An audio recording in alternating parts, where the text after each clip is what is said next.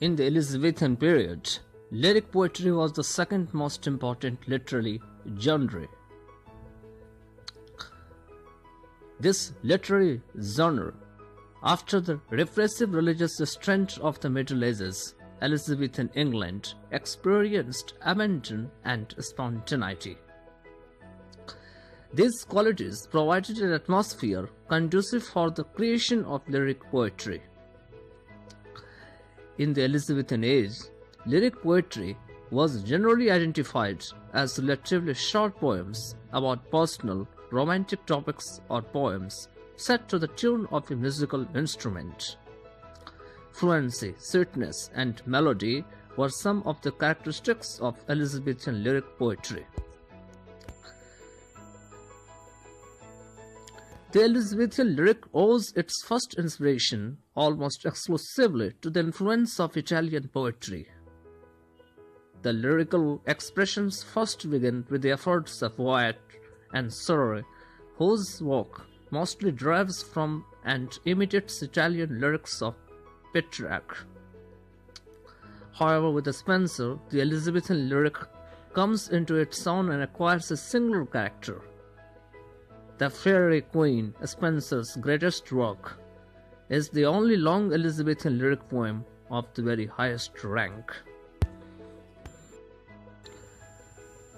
Every Elizabethan poet almost tried his hand at the lyric. Elizabethan lyric varied in form, theme, and expression. It had forms such as the sonnet, long pastoral ode, elegy, and epithalamion. Frederick Ives Carpenter, according to him, the more purely literary lyrics reached their chief perfection in poets such as Spenser, Daniel, Drayton, Browne, and Drummond. In Spenser's Epithalamion and the Four Hymns, we find exemplified what has been called the greater lyric, the long-breathed lyric of elaborate involutions in subject matter and in metrical form. Spenser inserted some lovely songs in this Shepherd's Calendar. Sidney's major poetic work, Astrophel and Stella, marked the triumphant maturity of Elizabethan poetry, and it was the well-known talent among Elizabethan lyricists, Thomas Campion, who was a composer as well as a poet. His songs magnetized 4 books of airs, 16:1-17, are unsurpassed for their clarity, harmoniousness, and rhythmic subtlety. There were other prominent musicians as well as songwriters. These were William Budd, Nicholas Young, and John Dowient. Lyrical verse. In 1576, The Paradise of Dainty Devices.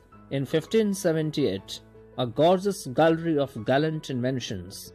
In 1584, A Handful of Pleasant Delights. 1593, The Phoenix Nest. 1599, The Passionate Pilgrim. And in 1600, there were 2 major lyrical works. These were England's Helicon, England's Parnassus. Now we discuss about Elizabethan sonnets. Generally, a sonnet is a lyric poem. It consists of 14 lines of iambic pentameter. It has also an intricate rhyme scheme. Elizabethan sonnets were of 2 main types. These were Italian or Petrarchan sonnet and Shakespearean sonnet. Petrarchan sonnets consists of an octave as well as a sestet. The octave is followed by a sestet. The most common rhyme scheme of this sonnet is ABBA, ABBA, CD, CD, or ABBA, ABBA, CD, C, CDC.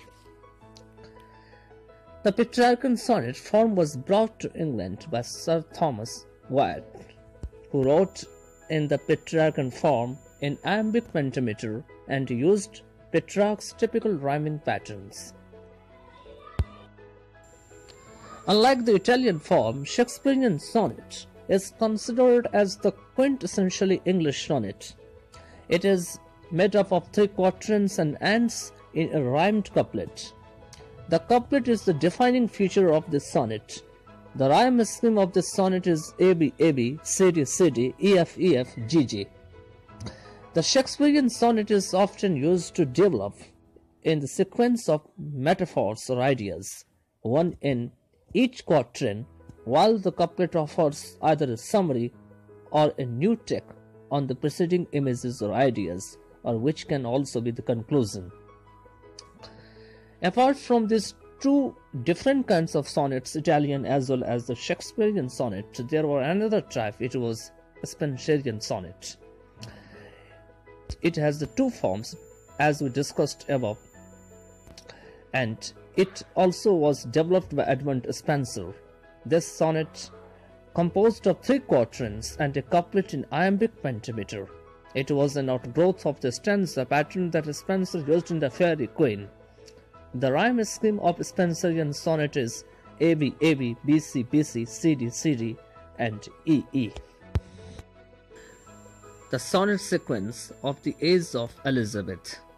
There was different kind of sonnets. These were written in 1591, 1594, 1592, 1594, 1633, 1609, and 1621. And these were the Mezzo Sonnets by Sir Philip Sidney, Edmund Spenser, Samuel Daniels, Fulke Greville's, Shakespeare's, Lady Mary Roth's. Now we talk about them one after one. In 1591, the first sonnet was written by Sir Philip Sidney. It was named Astrophel and Stella. It has 108 sonnets and 11 songs, and it was written to Penelope Rich. In 1594, Edmund Spenser wrote Amorety. It has 88 sonnets and an epithalamion to Elizabeth Boyle. In 1592, Samuel Daniels wrote Dahlia. It has 50 sonnets. In 1594, Michael Drayton wrote Idea's Mirror. It has 64 sonnets to Phoebe. Later it was revoked and it was named as Idea in 1690, which has 73 sonnets. In 1633, Fulke Greville wrote Salica. It has 109 sonnets. In 1609, Shakespeare wrote sonnets. He wrote 154 sonnets. The first 126 was addressed to a fair youth and next addressed to a dark lady. In 1621, Lady Mary Roths wrote Pamphylia to Amphilanthus. It has 48 sonnets and it also included Urania. It was the only notable sonnet sequence during the English Renaissance to be written by women.